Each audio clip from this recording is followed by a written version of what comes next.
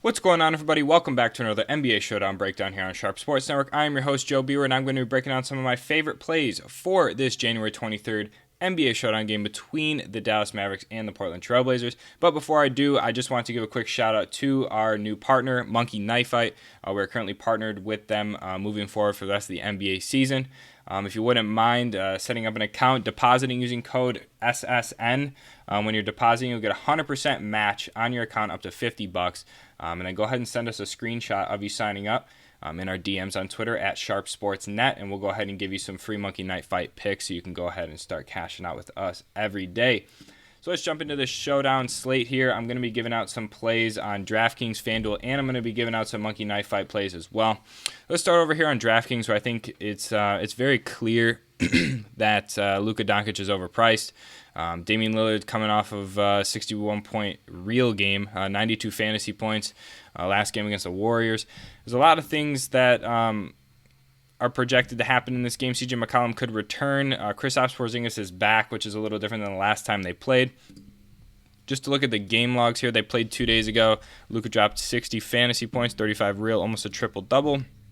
And Damian Lillard dropped he dropped 55 fantasy points with 34 real points. For me, it's going to be really hard to jam Luka into captain over the past, seeing the past game logs. 20.7K is just a really hard thing to jam in here. So I think my favorite captain play is actually going to be Hassan Whiteside. I know he's questionable with this game, but he's probable with a groin injury. Dallas, he put up 57 fantasy points, 21 points, 18 rebounds, a couple blocks. Last game they didn't have Kristaps Porzingis, but I don't really think that's going to take too much away from Hassan Whiteside. So he's probably one of my favorite captains on the slate. I think you have to fit Luka and Dame into these lineups at all costs. It's not really tough either because players like Seth Curry at 3K. Then if you want to drop down a little bit to somebody maybe like Nazir Little if CJ McCollum misses, or Justin Jackson's actually been getting some run lately. He played 21 minutes in that game against Portland for 8.5 fantasy points. I like him a ton here as a value spot. You can put him in there, and then you'll be able to get Dorian Finney-Smith. It's not too tough to jam in these three guys into all of your lineups. I think it's a really great lineup here for a little bit of a contrarian play, because getting Luka in this lineup safely with Hassan Whiteside and Damian Lillard is going to be really tough, because I think all three of these guys need to be in the lineup. Now, a contrarian play for me is going to be Tim Hardaway at captain.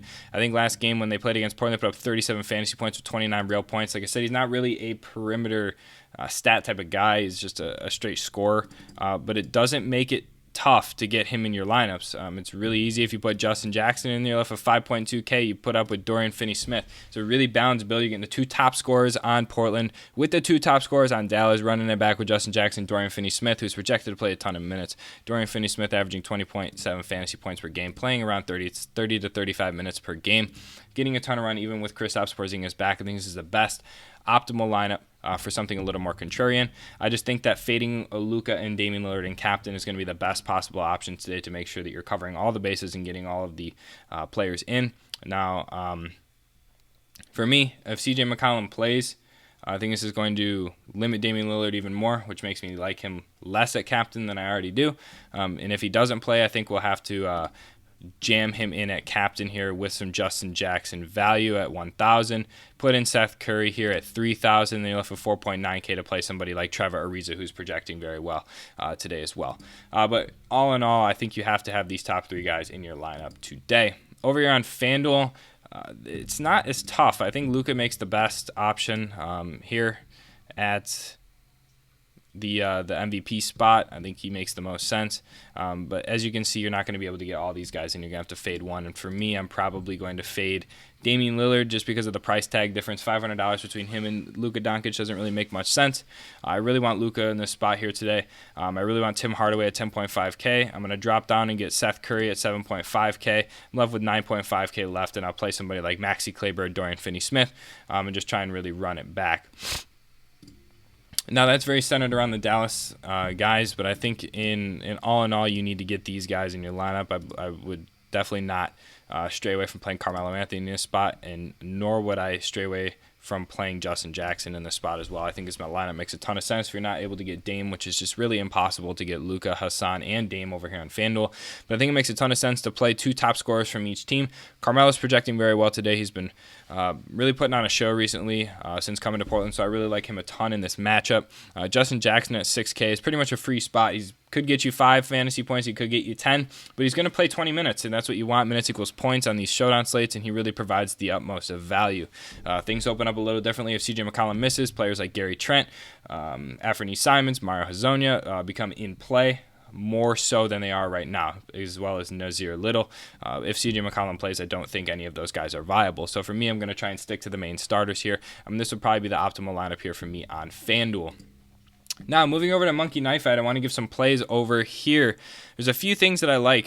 Starting off with this more or less, I really like the fact that I really like Luka's under here on 31 real points. And I really like if CJ McCollum sits, I like the over. If he plays, I like the under on Damian Lillard's here. I don't think they're projecting too well right now. This game was a shootout 2 days ago, but I think it's going to be a little bit different here today. I really, really like the under on both of these if CJ McCollum plays. Like I said, regardless, I like Luka's under here. I have him currently projected around 26 real points. Like I said, Luka gets most of his fantasy points from perimeter stats. So I really, really like Luka on the under here and Damian Lillard on the under here as well if CJ McCollum plays. Hope you guys are enjoying the breakdowns here. And like I said, go show some love to Monkey Knife Fight. Go sign up, deposit $10 using code SSN. They'll match your $10. They'll match it all the way up to $50. We're going to be giving out plays over there. All you have to do is just show us proof, and we'll give you free Monkey Knife Fight bets. We've been absolutely killing it. So please go ahead and show some love. Send us some proof on Twitter, and we'll go ahead and get you hooked up. Good luck to everybody in the showdown slate tonight. Hope you guys enjoy this content, and I'll be back tomorrow with another showdown breakdown here on Sharp Sports Network. Peace.